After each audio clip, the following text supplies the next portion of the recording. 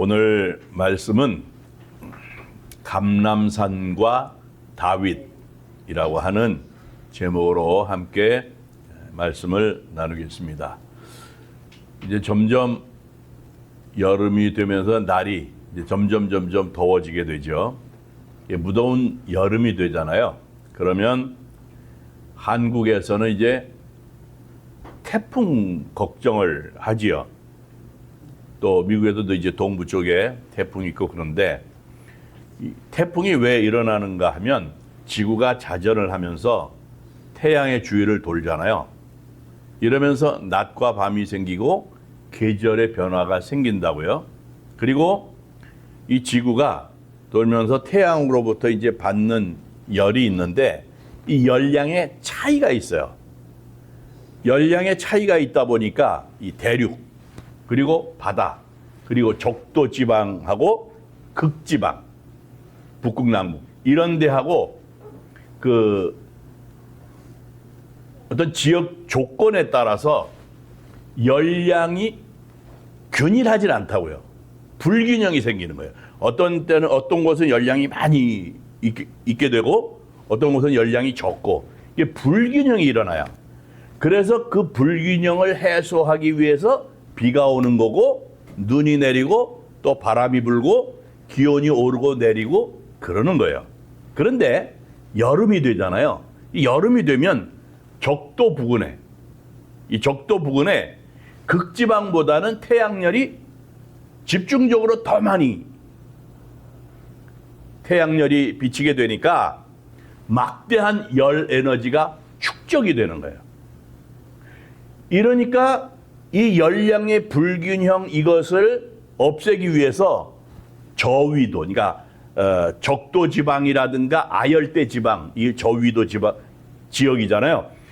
이쪽에 있던 따뜻한 공기가 바다로부터 이제 수증기를 공급을 받으면서 강한 바람을 일으키고 많은 비를 동반을 하면서 고위도지로 그 북반구 쪽으로 이렇게 옮겨간다고요. 그래서 태풍이 생기게 되는 거예요.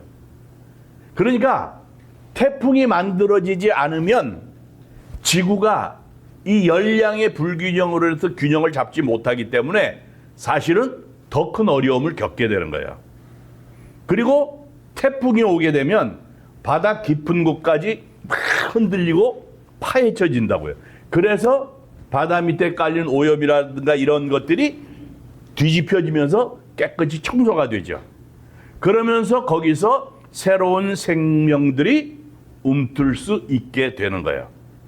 그러니까 태풍이 바다를 청소하는 거죠. 그래서 청소가 그 끝난 자리에 새로운 생명이 약동하고 모두가 살게 되는 겁니다. 자, 이렇게 되면 태풍이 필요하기는 하지만 그런데 그 태풍이요 사실은 인간에게 엄청난 피해를 끼치잖아요. 그냥 그 지역에 머물러 있으면 좋겠는데 이게 북반구로 막 올라오면서 여러 나라들의 그 어려움을 준단 말이에요. 그런데 그것도 가만히 보게 되면 이유가 있는 거고 배울 게 있는 거예요. 결국 태풍 앞에서 인간은 고개를 떨굴 수밖에 없다. 그런 거예요. 인간이 아무리 좋은 기술을 가지고 강한 건물을 만들고 막 튼튼한 다리를 만들고 집을 아름답게 짓고 그래도요.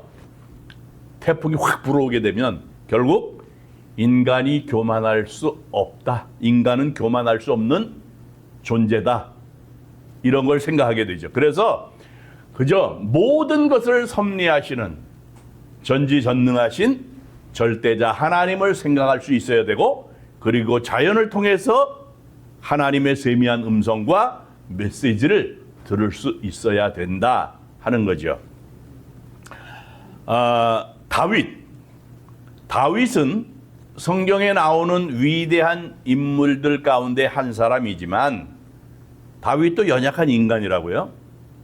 다윗이 수많은 고난을 극복을 하고 이스라엘의 제2대 왕이 되지요. 그런데 말년에 아들이 반란을 해요. 그래서 도망을 가는 비참한 신세가 됐습니다.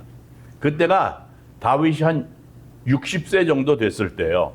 다윗이 30살에 이스라엘의 왕이 돼가지고 40년을 통치를 했어요. 그러니까 30년 정도 된 그 시점에 아들 압살롬이 반역을 일으킨 거예요. 그래서 오늘 본문 30절을 보면 다윗 왕이 황급하게 도망가는 장면이 나오는데 다윗이 감람산 길로 올라갈 때에 그의 머리를 그가 가리고 맨발로 울며 가고 그와 함께 가는 모든 백성들도 각각 자기의 머리를 가리고 울며 올라가니라 그랬어요. 이 얼마나 비참한 모습인가 하는 것을 보여주는 말씀이에요.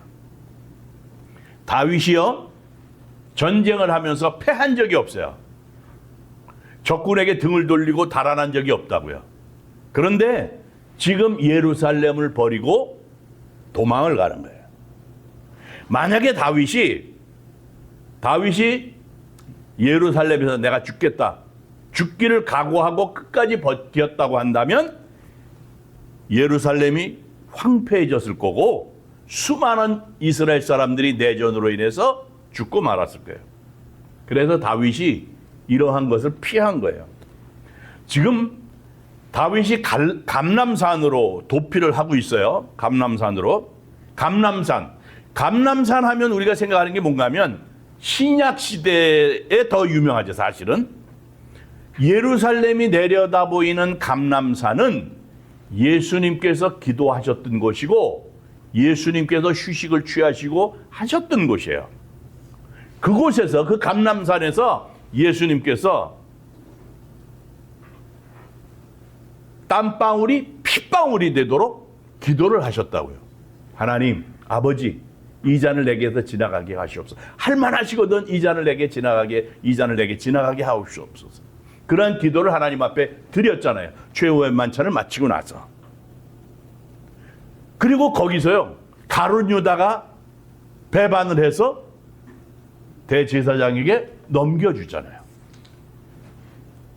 자, 그러면 다윗에게 있어서 감람산은 어떤 곳일까 하는 거예요. 다윗에게 있어서 감람산, 무엇이 떠오를까 하는 건데, 첫 번째는요, 배신이에요.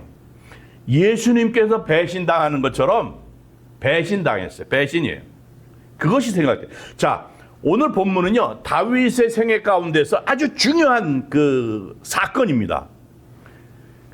다윗이 사울 왕의 추적을 피해서 오랜 시간 동안 고통과 시련의 세월을 겪었어요. 그러다가 다윗이 드디어 이스라엘의 왕이 됐단 말이에요. 그리고 왕이 돼서 다윗은 평화를 위해서, 번영을 위해서 최선을 다했어요. 정복 전쟁을 했고 가는 곳마다 승리했어요. 그런데 이 다윗이 밧세바를 얻기 위해서 그의 남편 우리아를 적진에 보내 죽게 하잖아요. 간음죄와 살인죄를 지어요. 그러면서 잠시 주춤하게 돼요. 그러다가 급기야는 오늘 본문에 와서 왕궁을 떠나는 비참한 일을 경험하게 된다고요. 여부스 족속에게서 다윗성, 성을 뺏어가지고는 전쟁을 해서 정복하고 그 성을 빼앗고는 다윗성이라고 이름을 했어요. 그리고 이 다윗성이 이스라엘의 센터가 됐다고요. 중심이 됐던 거예요. 그런데 그 예루살렘을 떠나서 지금 감람산으로 도피하고 있는 거예요. 왜 감람산으로 가고 있는가? 반역 때문에 그런 거예요. 그래서 다윗에게 있어서 감람산 하면 배신이 떠오른다고요. 다윗의 생애에 있어서 아주 뼈아픈 고통을 경험한 현장으로 아주 오래도록 기억되는 곳이 감람산이에요. 다윗이요, 친구에게 배신을 당했어요. 오늘 본문에 나오는 사람 가운데 주목할 만한 인물이 있는데 아히도벨이라고 하는 사람이에요. 이 사람이 반역의 중심에 섰어요. 이 사람이 반역의 중심에 선 것을 보고 더 가슴이 아팠다고요. 아히도벨은 어떤 사람인가 하면 다윗하고 어렸을 때부터 절친하게 지냈던 친구예요. 왕이 됐을 때 다윗이 아히도벨을 왕의 책사로 씁니다. 책사로 세우고 아주 가까운 곳에 두지요. 그리고 모든 국사를 비롯해서 자기 자신 개인의 고민까지도 털어놓고 의논하는 상대가 아히도벨이에요. 그래서 아히도벨의 말을 듣지 않으면 결정을 하지 않을 정도로 아주 두텁게 신임을 했던 사람이 아히도벨이에요. 그런데 이 친구가 배신을 한 거예요. 얼마나 괴로웠겠어요. 그래서 시편 3편을 보게 되면 다윗이 배신당한 아픔을 고백을 하는데 2절에 보면 어떻게 말씀을 하는가 하면 많은 사람이 나를 대적하여 말하기를 그는 하나님께 구원을 받지 못한다 하나이다 그랬어요. 이 말이 무슨 얘기인가 하면 많은 사람이 나에게 빗대서 하나님도 너를 돕지 않으신다 하면서 빈정댑니다. 그런 얘기예요. 그러니까 여기에 보게 되면 다윗이 얼마나 괴로운 심정이었나 하는 것을 엿볼 수 있는 거죠. 그리고 오늘 본문 31절을 보게 되면 다윗이 아히도벨의 모략을 어리석게 하옵소서 하면서 하나님 앞에 기도하는데 참담한 심정이 어떤 것인지를 고백하고 있는 거예요. 그런데 친구보다 더 큰 배신의 아픔이 뭔가 하면 바로 아들 압살롬이에요. 다윗이 아들을 20명이나 뒀어요. 모든 자녀가, 모든 부모가 다 마찬가지예요. 아무리 자녀가 많아도 모두가 다 부모의 사랑 가운데 있는 거예요. 그런데 아들 가운데서, 그 아들들 가운데서 왕권을 이어야 되잖아요. 그러한 상황 속에서 압살롬은 다른 어떤 아들들보다도 신임을 받고 있었던 아들이에요. 압살롬이라고 하는 이름의 뜻이 뭔가 하면 압은 아빠, 아버지란 얘기예요. 샬롬, 아버지의 평화란 얘기예요. 압살롬, 아버지의 평화. 그러니까 압살롬이라고 하는 이름을 지은 것을 보게 되면 셋째 아들인데도 얼마나 그를 신뢰하고 그를 사랑하고 아끼고 기댔는지를 알 수가 있다고요. 어떻게 보면 가장 서열상 셋째이지만 그런데도 다윗이 가장 사랑했던 그런 아들이에요. 장남이 누이 동생을 범했다가 죽게 되고 차남은 어려서 병으로 죽어요. 그러니까 어떻게 보면 서열상 왕권에 가장 근접한 아들이에요. 그런 아들이 아버지를 배반을 하고 아버지에게 칼을 들이댄단 말이에요. 이 참담함이라고 하는 것이 말로 설명을 할 수가 없지요.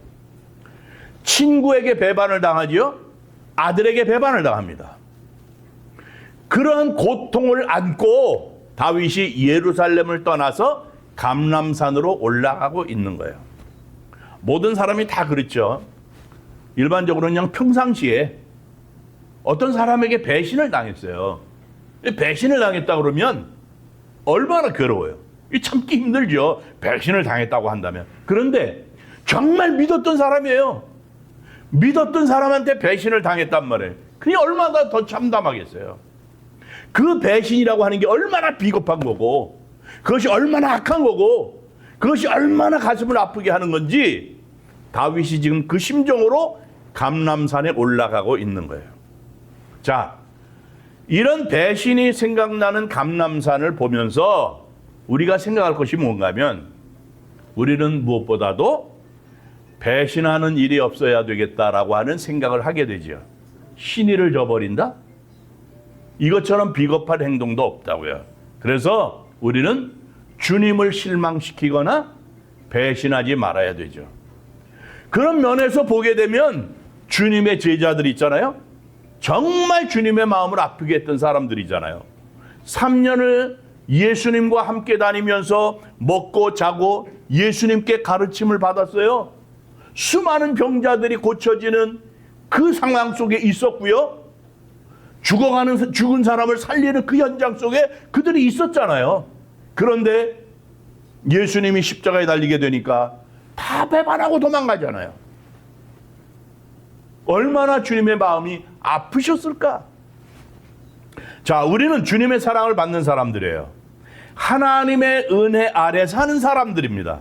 물론 우리가 하나님을 아예 모른다고 저주하거나 배역하지는 않는다고 할지라도 우리가 늘 살면서 주님을 실망시키지 말아야 되겠다라고 하는 거예요. 배신하지 않도록, 특히 주님께서 아파하시지 않도록 늘 조심하면서 주님을 더욱더 사랑하시기를 바랍니다. 두 번째는요, 위로라고 하는 건데, 다윗에게 있어서 이 감람산이 배신의 아픔만 경험한 것이 아니에요.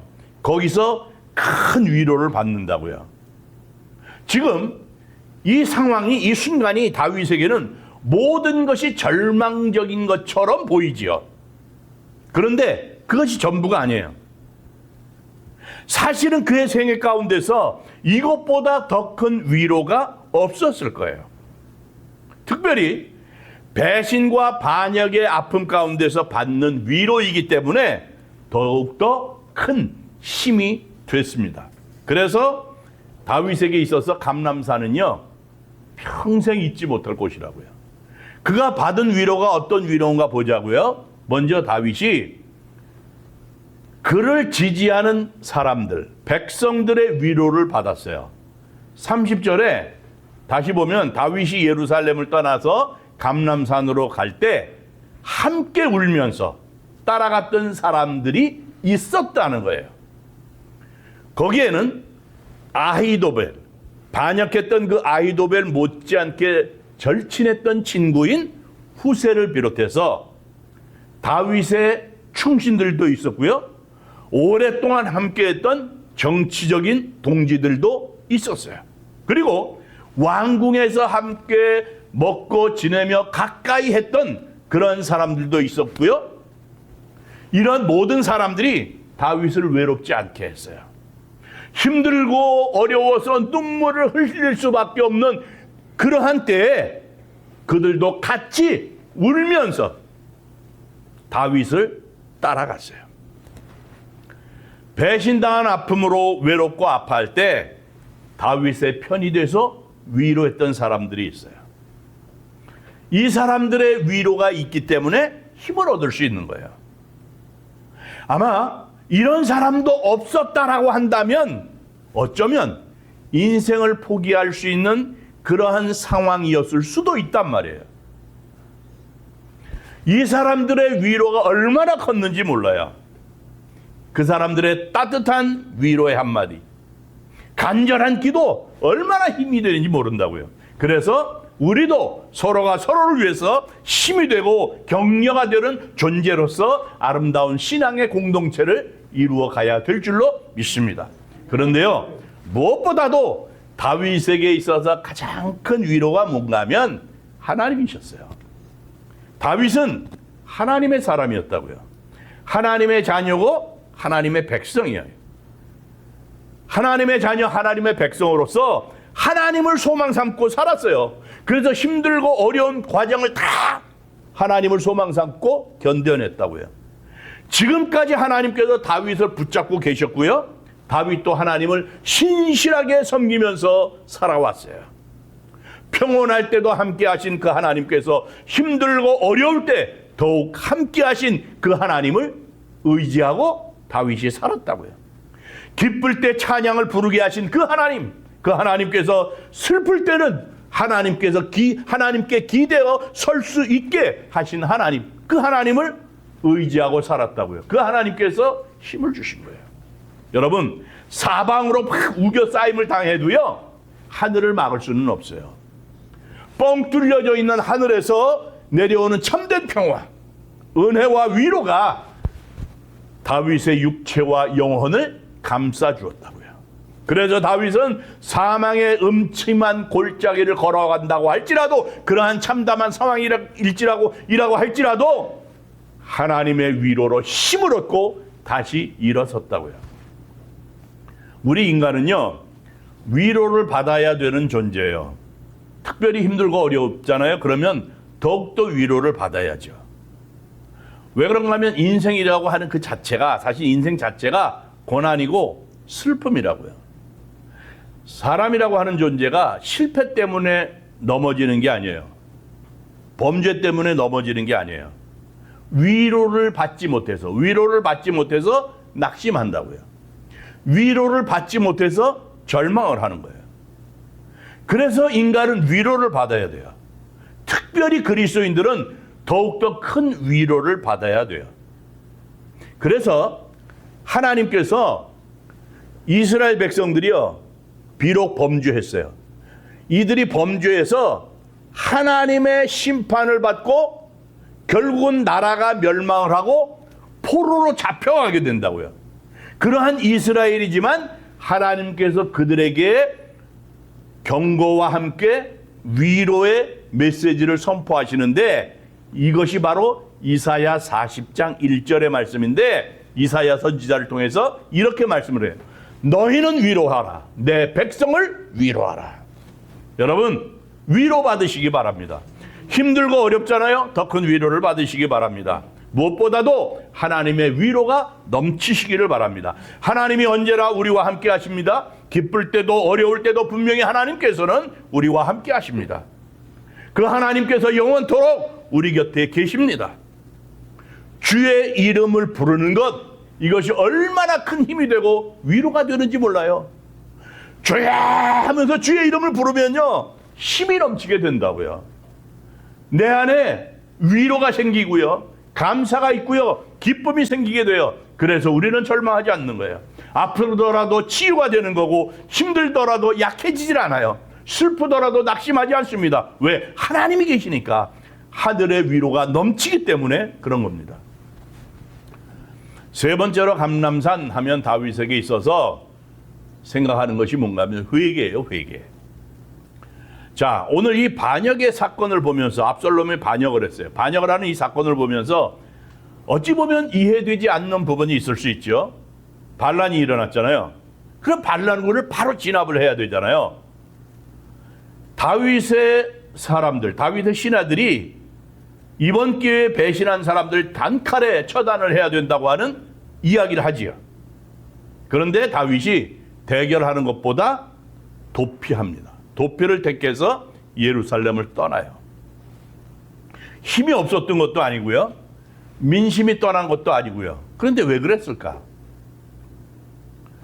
자, 다윗이 도피처로 떠난 길이 성경을 우리가 보게 되면 여리고로 가는 남쪽 길이 아니라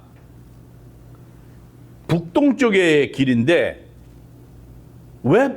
이게 사실은 남쪽으로 가는 게 더 안전한 건데 북동쪽으로 가는 거예요. 위로 올라가는 거예요. 왜 그랬을까? 왜 그런가 하면 다윗이 감람산으로 가기를 원한 거예요. 무엇 때문에 그런가 하면 거기에 바로 하나님을 예배하는 장소가 있었기 때문에 그런 거예요. 다윗 시대에 성전이 세워지지 않았어요. 이러한 시대 속에서 다윗이 감람산에 예배처소를 만들어 놨다고요. 그래서 예배처소, 그곳을 향해서 방향을 정한 거예요. 바로 그곳에 가기 위해서, 성소에 가기 위해서. 본문 32절에 보면 뭐라 그런가 하면, 그것을 뭐라고 얘기를 하는가 하면, 하나님을 경배하는 마루턱. 마루턱은 꼭대기란 얘기예요. 하나님을 경배하는 마루턱, 바로 그곳을 향해서 발걸음을 옮긴 거예요. 바로 거기에서 다윗, 그가 하나님께 무릎을 꿇고 회개하고 통곡을 했던 거예요. 하나님 앞에 기도했어요. 친구의 배신도, 아들의 반역도 모두가 나 자신 때문입니다라고 하는 걸 그가 알았어요. 다윗에게 나단 선지자가 책망하면서 예언을 했어요. 그 예언의 순간이 지금 이루어지고 있는 거예요. 하나님께서 말씀하신 거예요. 사람의 막대기와 인생 채찍으로 다윗을 치신다고 그랬는데 그 매서운 맛을 지금 보고 있는 거예요. 그걸 아는 거예요, 지금.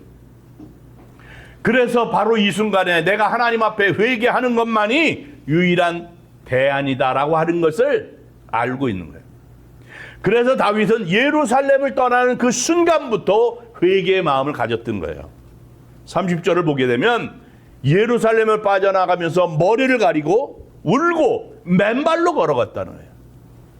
당시 사람들이 왕인데 특별히 맨발로 걷는다는 거예요. 얼마나 수치스러운 거예요. 얼굴을 가리고 맨발로 울면서 도망가고 있는 그 모습, 수치스러운 모습의 절정이라고 할 수 있어요. 다윗이 이러한 일이 터지고 나서 내 잘못이다라고 하는 것을 알고 회개의 마음을 가지고 하나님을 경배하는 마루턱으로 향한 거예요. 거기서 울면서 눈물로 회개를 합니다. 자기가 범죄했을 때 밧세바를 얻기 위해서 우리아를 죽였던 그 죄를 범했을 때 나단 선지자가 책망하는 그 책망을 받고 눈물과 통곡으로 침상을 적시면서 회개를 했어요. 그 시가 시편 51편이에요. 아마도 그 시편 51편에서 통곡하며 눈물로 침상을 적시며 회개했던 그 기도를 다시 했을 거예요. 이 감람산에서 다시 고백을 하면서 회개했을 거예요. 하나님이여, 내 속에 정한 마음을 창조하시고 내 안에 정직한 영을 새롭게 하소서. 나를 주 앞에서 쫓아내지 마시며 주의 성령을 내게서 거두지 마소서. 시편 51편 10절부터 11절의 말씀이에요. 하나님은 다윗의 이런 중심을 보셨다고요. 그 중심을 보시고 기뻐하신 거예요. 누구에게도 핑계대지 않고 겸허하게 자신의 죄악을 다 알고 회개하는 다윗의 기도를 하나님이 들어주셨어요. 다윗이 감람산에서 간절하게 하나님 앞에 부르짖어 기도하는 그 회개의 기도를 들어주시고 결국은 모든 것들을 다 회복시키시고 더 큰 은혜와 축복을 내려주셨다고요. 오늘 우리는 이러한 다윗의 신앙을 가져야 됩니다. 이 세상의 문제는 많은데 책임지는 사람은 없잖아요.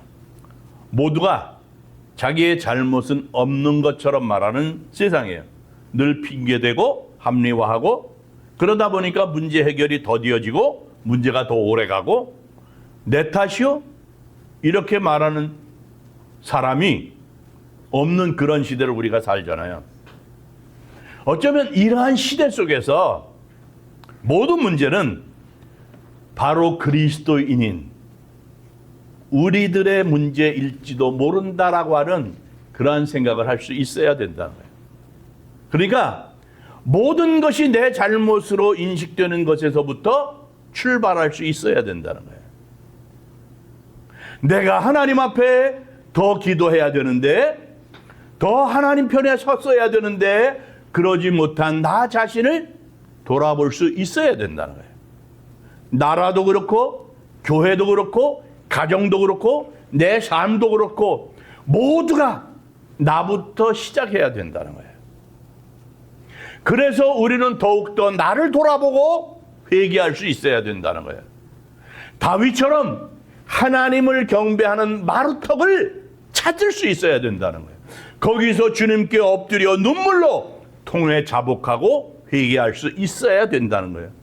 인애하신 구세주여, 내가 비오니 죄인노라 하실 때 날 부르소서. 이렇게 고백하면서 하나님 앞에 나아가야 됩니다. 그것이 내가 사는 길이고 우리 공동체가 복받는 길입니다. 우리가 아마 성경에서 다윗만큼 눈물을 많이 흘린 사람이 있을까 하는 그런 생각도 할 수 있어요. 정말 눈물로 살았던 사람이에요. 회개의 눈물로 밤마다 침상의 베개를 적시며 살던 사람이 다윗입니다.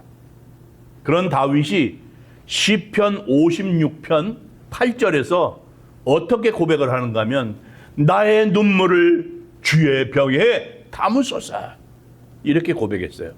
얼마나 많은 눈물을 흘렸으면 이런 고백을 했느냐 이거예요. 정말 우리에게 이러한 눈물이 있을까? 이런 회개의 눈물이 있는가? 진정 주의 벽에 담을 수 있는 나의 눈물과 통곡은 얼마나 되는 것인가 하는 거예요.